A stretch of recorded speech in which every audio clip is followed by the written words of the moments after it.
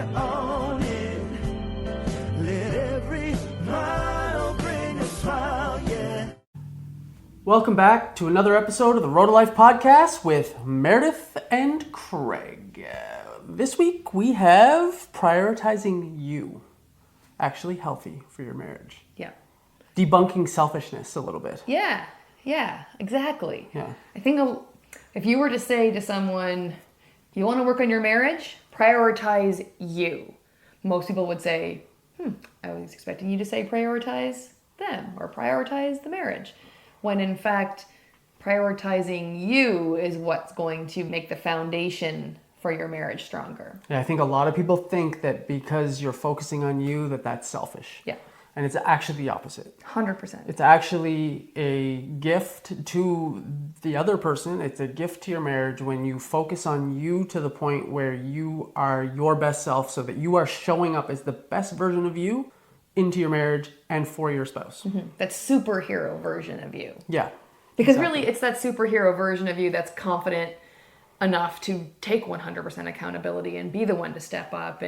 And when you focus on yourself and you feel fulfilled and lit up from the inside, that's someone people want to be around. And you have more of yourself to give. When you have less of yourself to give and you're burnt out, then comes the resentment. And with the burnout, you're exhausted. You're just not showing up the way you would want to show up for your family, your kids, your marriage, all that. Right.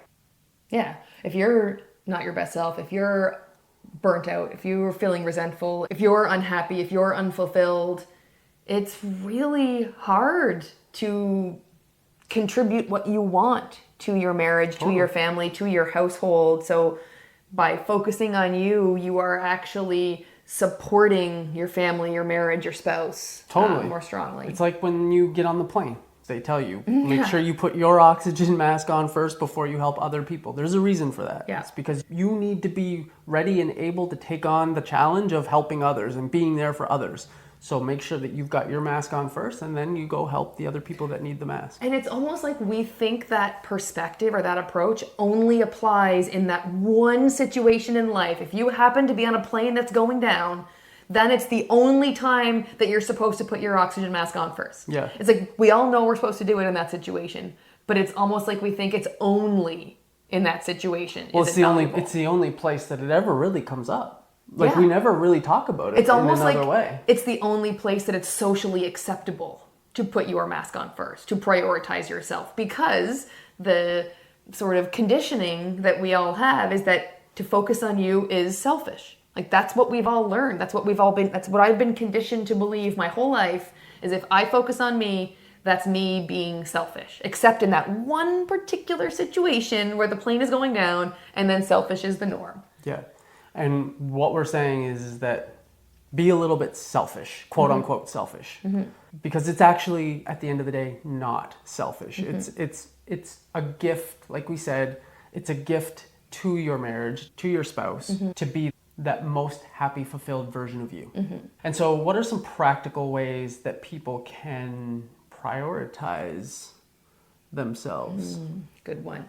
The first one is setting boundaries. And I think setting boundaries for me is a can of worms, because setting boundaries was something I struggled with for a very long time. So that's why I want to start there. Because boundaries is actually the ultimate expression of self-care for you. Most of us think of self-care as bubble baths and massages, and really self-care is setting boundaries and taking care of yourself. Yeah. And in order to effectively set boundaries, because like when you think about it, what is a boundary? A boundary is like the edges of something. So your boundaries are the edges of you, of what you will accept or you won't accept, what you'll tolerate or what you won't tolerate. And in order to actually know where your boundaries are, you have to know yourself, and then in order to hold that boundary, you have to believe you're worthy of having that boundary. So if you have a boundary, that chances are that's going to require you saying no to someone or something. And for you to be able to say no to your spouse, to your family, to your friend, to your mother, to your sister, to whoever, that requires you to believe you're good enough, you're worthy enough to say no to them, so that you can say yes to yourself, to whatever that happens to be. And that's for a long time for me, that was a really difficult thing for me to do, was say no to someone. I was like people pleaser extraordinaire, yes to everyone all the time. So setting boundaries, and to do that, you really have to understand who you are and love yourself. Correct. So you have to do some work on yourself, your own self-worth, your own self-love. You have to do that inner work to begin to really know and understand yourself and believe that you are worthy of the boundaries that you are setting. Correct. That it is okay to say no, and that it doesn't define me or make me any less of a person to say no. It doesn't make me less of a wife. It doesn't make me less of a mother, less of a sister, less of anybody to say no to any of those people. Right. So that's number one. Number two. Oh, and shout out, we have a whole episode on self-worth, so maybe I'll link that in the show notes, just so if people want to dig a little deeper, they've got it. Right. Another one, number two, is we're all people with our own hobbies, passions, personal interests.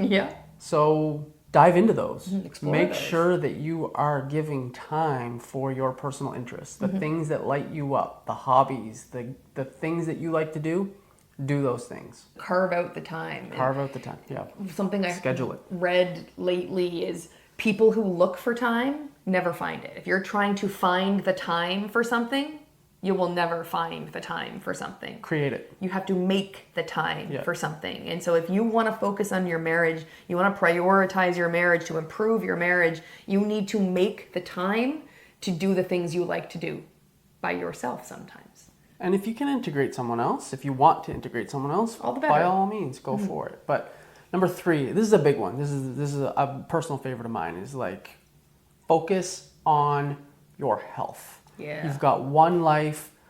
You've got one body. If you abuse it or don't take care of it, and you get to the point where you are sick, you will have one wish, and it was that you did. So. Yeah, what's the saying? A healthy person has a million wishes. And an unhealthy person has one. Yeah. And it's that they have their health back. So take the time, do the walk, do the yoga, do the workout. Get the sleep, drink the water. Yes. Get that glass of wine, drink, there's lots of ways to prioritize your physical and mental health. Yeah, so that would be number three. What's number four? Number four is being mindful. Happiness only exists in the moment that you're in. Yeah. And if you're focusing on yourself and making yourself the best version of you, that superhero version of you, that person exists in this moment right now. They don't exist in the future and they don't exist in the past. They exist in the moment right now. And so some ways you can practice being mindful is meditating. That's a big one. Breathing. Just a breathing exercise, just like a box breathing. 4 in, hold for 4, 4 out, hold for 4, repeat. Or in for 4, hold for 7, out for 8. Those are two of my favorites. Another cool thing is just to sit with your 5 senses and what do you feel in the moment? What do you smell? What do you taste? What do you hear? What do you smell? All those things. See? What do you see? Usually your eyes are closed, so you just see the light protruding through your eyelids or whatever. But what do you in the moment feel? What are you see, experiencing through your 5 senses? Exactly. That really grounds you in the moment. Yeah. So if you had someone who had healthy boundaries, took care of themselves to the point where they have this sense of worthiness, confidence, they love themselves, they've set these boundaries, they have time for their own personal interests, they filled their cup by doing all the hobbies and passions that makes them feel whole. They took care of their health and they were mindful and they were breathing and taking in living in the moment. Yeah. Do you think that type of person will be able to show up in their marriage a little differently than someone who doesn't do all those things? For sure. And what does that look like? Yeah. Do you also think that person exudes a different energy and is more attractive to everyone in their lives? They attract people like that who have their health, they're glowing, they're confident, they feel fulfilled in their lives. They attract people to them. You're a magnet to attract people. And that person is going to show up differently in their marriage. Yeah. It's going to change the whole dynamic of your marriage. You will also likely inspire your spouse to do the same thing. And then when you have 2 people who are that best version of them, bringing the best healthiest, most mindful, fulfilled, confident, loving person version of them into the marriage, when you're both doing that, sky's the limit. your marriage is going to be on fire. Yeah. You've got two empathetic, patient, understanding, total, full, whole people, badass versions of themselves showing up for each other, for themselves, For the marriage. For the marriage, it's a cheat code. There's nothing that's going to stop you. So it may seem selfish. If you're thinking about your marriage needs a little bit of fine tuning, you need to work on the marriage, the first thing is to work on yourself. And I know it seems counterintuitive, it seems selfish, but that's where it always starts. Yeah, you have to, it's weird. It's so, to your point, it's counterintuitive. It's like, no, it's not me that's the problem. It's my marriage. It's like, yeah, but two individuals make a marriage. Yeah. So we need those two individuals coming into the marriage as the best versions of them. Yeah. So we need to focus on the individuals and really, really hone in on it and make sure that we've got that dialed in before we start focusing on the marriage itself. But to your point, seems weird, it seems opposite, but it's not selfish. Though we are brought up to believe that focusing on ourselves is selfish, it couldn't be further from the truth. It's the exact opposite. It is a gift. Yeah, that you give your spouse, that you give your family. It's a gift that you give the world, your marriage, your spouse, when you focus on you and you give them the gift of the best version of you. All right, well, thanks for tuning into this episode of the Road to Life podcast. Share this episode with the people in your life, with your spouse, with your family, with your friends. We need to get this message out there that it's not selfish to focus on you. It's necessary for you to focus on you to improve all of the relationships in your life, especially your marriage. So share this episode with everybody you know, because we need to change the narrative. Couldn't have said it better myself. Plus, we've got a great Facebook group called Marriage Reconnection for Empty Nesters, where we share strategies and tactics to help you transform your marriage. We'd love to see you in there. You can join it at facebook.com/groups/Meredith and Craig. Can't wait to see you there. Well, we'll see you next week. Bye. Bye. Road of life, yes, you are.